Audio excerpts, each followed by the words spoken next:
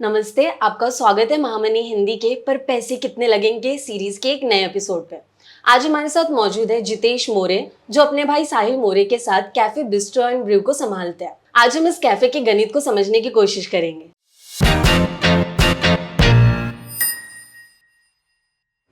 Hello Jitesh. Hello. कैसे आप? मैं ठीक हूँ। तो मैं जानना चाहूंगी कि ये कैफे कब शुरू हुआ और कैसे? इसकी शुरुआत लास्ट ईयर हुई 28 अप्रैल 2023 में, पर सोच पहले से थी, 2-3 साल पहले जा सकते हम लोग। वो टाइम पे एक सपना था कि एक शुरू करना है कैफे या खुद का रेस्टोरेंट या जो भी है, मतलब जो भी फिजिबल रहेगा वो टाइम पे। तो इस आइडिया के लिए इंस्पिरेशन क्या था आपका? ऑलमोस्ट 10 साल पहले से ही मैं खाना बनाना स्टार्ट कर दिया था मैंने, मॉम को देख देख के। ओके। तो वहाँ से मुझे मोटिवेशन मिला। फिर लॉकडाउन आया तो लॉकडाउन में बहुत ही चांसेस मिले नए नए डिश बनाने के लिए। सो तभी से पैशन था, तो वो मैंने सोचा कि फॉलो करना चाहिए। तो आपको या आपके भाई साहिल को, आप दोनों में से किसी को होटल मैनेजमेंट का कोई एक्सपीरियंस था?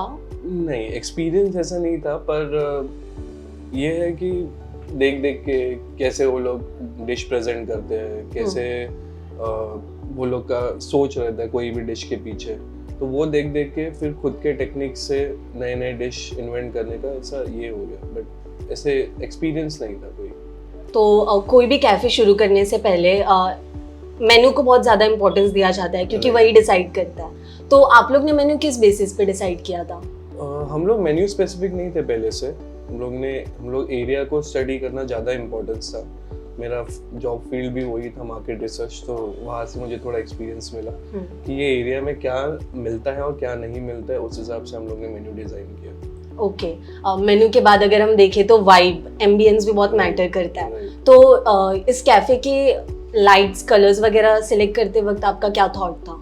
फर्स्ट हम लोग ने सोचा कि ट्रेडिशनल ज़्यादा है, एक क्लासिक कैफे खोलते हैं, बट फिर अभी तो यूथ है वैसे, जेनजीज हम लोग जो बोलते हैं, पर वो मतलब मॉडर्नाइजेशन भी चाहिए। तो हम लोग ने सोचा कि एक सिंपल अकॉस्टिक, एक मिनिमलिस्टिक रहना चाहिए। उस हिसाब से हम लोग ने कलर फिर एक एक करके हम लोग डिज़ाइन करते गए। तो उसमें हमारी बहन ने भी बहुत साथ दिया। ओके। इस कैफे में लगभग कितने लोग बैठ के खाने का आनंद ले सकते हैं? फुल हाउस में 30 लोग बैठ सकते हैं आराम से। ओके। और 30 लोग 30-32 के आसपास। तो कैफे कितने सीटर होगा, ये किस बेसिस पे डिसाइड किया था? एरिया के हिसाब से फर्स्ट हम लोग का फोकस था किचन पे, कि मतलब किचन सबसे मैक्सिमम रहना चाहिए और कंफर्टेबल रहना चाहिए। फिर उसके बाद से अंदर और बाहर का सेटिंग मिला के हम लोग ने सेटिंग डिसाइड किया। पूरे मुंबई में आपने सबअब्स ही क्यों चुना? Good question. एक तो मैं रहता हूँ बोरीवली में, और दूसरा है कि जो अनएक्सप्लोर्ड एरियाज है, आप अगर देखोगे कि बाहर मतलब सबअब्स के आगे तो बहुत सारे कैफेज ऑलरेडी खुल चुके हैं, तो वहाँ पे कंपटीशन करना डिफिकल्ट नहीं है, बट वही सेम चीज़ हम लोग क्यों दे जो सबअब्स में अब तक मिला नहीं है, तो वो हम पहले ट्राई करेंगे करने का। इसीलिए हम लोग ने सबअब्स चूज किया। आपने स्टार्ट किया था एज कैफे, ठीक है। अब इतने टाइम तक इसमें काम करने के बाद अभी आपको कभी ऐसा नहीं लगा कि इसको रेस्टोरेंट में कन्वर्ट कर दे, मे बी वहाँ पे ज़्यादा डिमांड होगी? हाँ, सोचा तो था, ऐसे नहीं है कि नहीं सोचा था, पर मुझे लगता है कैफे कल्चर ग्रो हो रहा है इंडिया में। तो रेस्टोरेंट्स तो है, जो ट्रेडिशनल रेस्टोरेंट्स तो है, बट अगर आप देखेंगे मतलब अभी जो यूथ चल रहा है, उस हिसाब से वो लोग कैफे में टाइम स्पेंड करना ज़्यादा पसंद करते हैं। तो गो विद द ट्रेंड ये फॉलो करके हम लोगों ने कैफे ही सोचा था। कैफे पिछले साल ही स्टार्ट किया आपने, तो क्लाउड किचन तो बहुत ट्रेंडिंग है, तो आपने उससे क्यों नहीं स्टार्ट किया? नहीं, हम लोग ने वो पॉसिबल वे भी सोचा था कि क्लाउड किचन भी स्टार्ट कर सकते हैं, बट फर्स्ट उसमें था कि मार्जिन बहुत कम है, और सेकंड हम लोग कस्टमर एक्सपीरियंस देना था, जो बहुत इंपॉर्टेंट है अगर आपको ग्रो करना है तो। और उस हिसाब से हम लोग ने फिर कैफे पे ही हम लोग ने ज़्यादा फोकस किया। तो कोई फ्यूचर प्लानिंग है कि बाद में? क्लाउड किचन का तो नहीं है, पर इसको एक्सपांड करके हम लोग शायद रेस्टोरेंट्स में कन्वर्ट कर सकते हैं।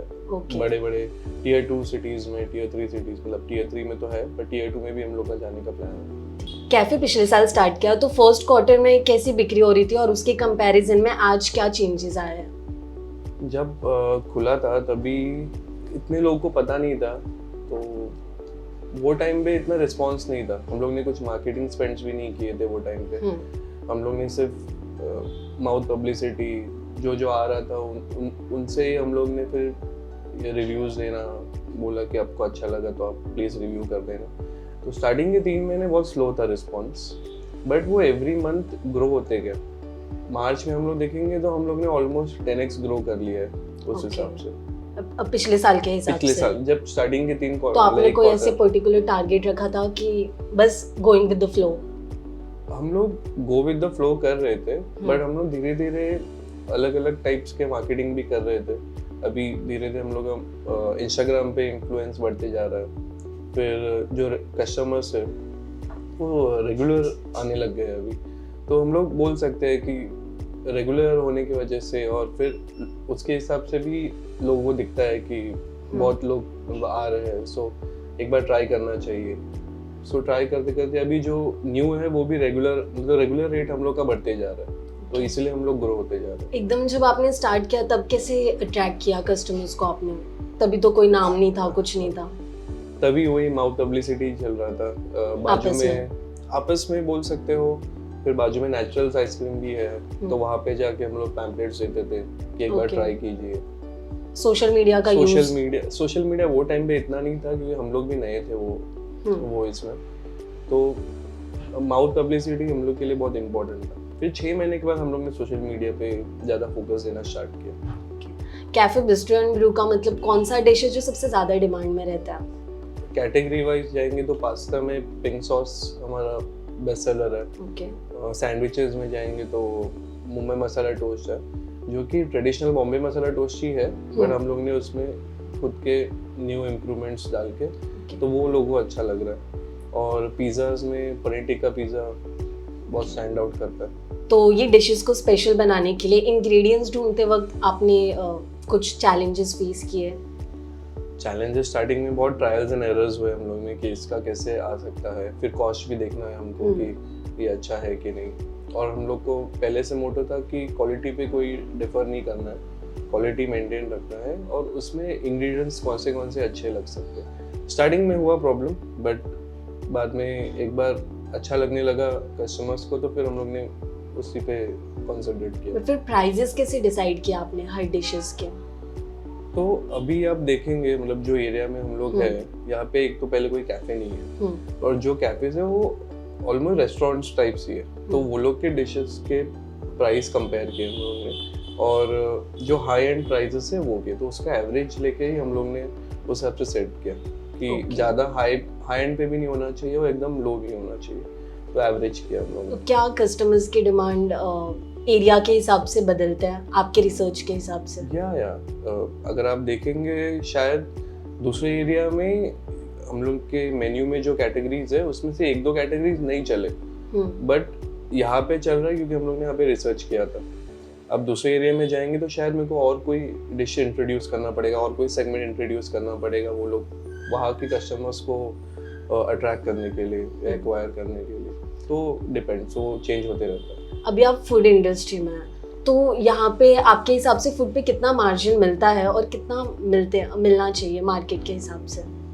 मुझे लगता है आइडियल, अगर नेट मार्जिन देखोगे तो 25 to 30% इज आइडियल, बट बहुत सारे अदर एक्सपेंसेस आ जाते हैं, मार्केटिंग स्पेंड्स आ जाते हैं, तो 15 is also very good number अगर आप लॉन्ग टर्म के हिसाब से सोच रहे हो। स्टार्टिंग में शायद आपको कोई कैफेज है 35-40% भी देते हैं, पर फिर लॉन्ग टर्म के लिए बहुत ये हो जाता है क्योंकि वो लोग को बहुत सारी चीज़ों पे कॉम्प्रोमाइज़ करना पड़ता है, क्वालिटी क्वांटिटी। तो हम लोग का वही मोटो है कि क्वालिटी क्वांटिटी अच्छा रहना चाहिए, उस हिसाब से हम लोग ने प्राइजेस भी वैसे ही रखे और फिर मार्जिन भी हम लोग ने कम रखे हैं। लोग कैफे में आके खाना ज़्यादा पसंद करते हैं या ऑनलाइन डिलीवरी ज़्यादा होती है? मोस्टली कैफेज में आना ज़्यादा पसंद करते हैं। वही 2-3 पॉइंट, जैसे कस्टमर एक्सपीरियंस अच्छा है, सर्विसिंग अच्छा है हम लोग का, तो होम डिलीवरीज भी आते हैं पर कम आते हैं। जैसे कि मुझे पता है कि ये कैफ़े अपने जोमेटो और स्विगी पे भी रजिस्टर्ड है, तो वहाँ से डिलीवरी करवाने में आपको फ़ायदा होता है या फिर अगर आप अपना पर्सनल डिलीवरी करवाएंगे तो उससे ज़्यादा बेटर होगा? जोमेटो और स्विगी का एक ये रहता है, कैप रहता है कि कुछ % कमीशन वो लोग ले लेते हैं, तो बेटर है कि अगर होम डिलीवरी रहेगा एरिया में ही तो वो हम लोग के लिए ज़्यादा प्रॉफिटेबल है। अगर हम स्पेस, मटेरियल और बाकी व्यापार को देखें तो आपका प्रोडक्शन मार्जिन कितना होता होगा? वही 15% के आसपास ग्रॉस अगर देखेंगे तो। जितेश, मल्टीपल आउटलेट्स के क्या फायदे हैं? आपने कभी सोचा मल्टीपल आउटलेट्स के बारे में? हाँ, मल्टीपल आउटलेट्स ही हमारा नेक्स्ट प्लान रहेगा, इसलिए हम लोग ने कोई फ्रेंचाइजी नहीं ली, खुद का ब्रांड खड़ा करने का सोचा हम लोग ने, वो बेटर है।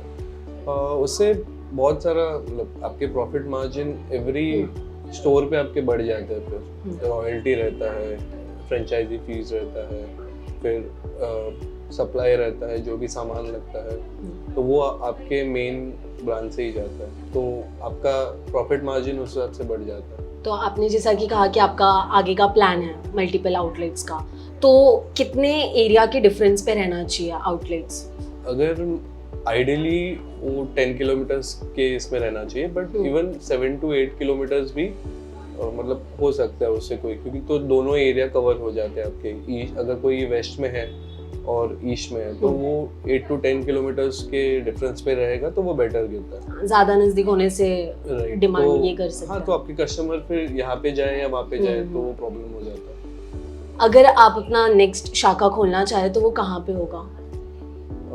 अभी तो हम लोग ऐसे देखा जाएगा तो कांदीवली में है, पहले हम लोग सबब्स पूरा कवर करने का सोच रहे हैं। अंधेरी तक अगर कोई अच्छा एरिया है, वहाँ पे बहुत सारे अनएक्सप्लोर्ड प्लेसेस है, तो वहाँ पे हम लोग सोचेंगे। अगर मुझे पूछोगे तो मैं गोरेगांव जाना चाहूँगा या फिर अंधेरी लोखंडवाला जाना चाहूँगा, तो ये सब टारगेट्स है। कितने आउटलेट्स के टारगेट है आपके? 5 नेक्स्ट 5 टारगेट्स के लिए मुझे पूरा सबब्स कवर करना है। तो सारे सबब्स में ही रहेंगे अभी भी टारगेट? अभी सबब्स ही अनएक्सप्लोर्ड है मुझे लगता है। ओके। उसके आगे बहुत सारे ऑलरेडी खुल चुके हैं या फिर कॉन्सेप्ट सेम है, तो सब जगह सब मिलता है, पर सबब्स अभी अनएक्सप्लोर्ड है, तो वहाँ पे मुझे फोकस करना ज़रूरी है। आप बिस्ट्रो और ब्रू को आने वाले 5 सालों में कहाँ देखते हैं? मोस्टली 5 to 10 आउटलेट्स के बीच में रहेगा ये अच्छा जैसे ग्रो हो रहा है उस हिसाब से रिस्पॉन्सेज जो आ रहा है, हमारा सोशल मीडिया इन्फ्लुएंस जो है वो भी बढ़ रहा है, तो 5 to 10 आउटलेट्स के बीच में हम सोच रहे हैं इन फ्यूचर। अभी बहुत सारे लोग हैं जो स्टार्टअप को बहुत ज़्यादा इम्पोर्टेंस दे रहे हैं और वो भी चाहते हैं कि वो ऐसा स्टार्टअप करें, तो आप उनको क्या सजेशन देना चाहेंगे? मुझे लगता है कि 3 ऐसी चीज़ें हैं जिस पे कॉन्सेंट्रेट करना चाहिए। आपका कस्टमर, क्वालिटी, और आप तीसरे में अगर आप ये चीज़ से क्या वैल्यू ऐड करते हैं वो एरिया में, अगर समझो आपके जैसे सेम कॉन्सेप्ट और एक है तो उससे क्या आप अलग कर रहे हो वो बहुत इम्पोर्टेंट है, आपका यूएसपी, तो वो बहुत इम्पोर्टेंट है। तो इसी के साथ हमने कैफे बिस्ट्रो एंड ब्रू के गणित को समझने की कोशिश की। हम आपके लिए ऐसे और एपिसोड्स लाते रहेंगे, उम्मीद करते हैं आपको ये पसंद आई हो। ऐसे और कंटेंट के लिए हमें Mahamoney Hindi social media pages पे फॉलो करना ना भूलें।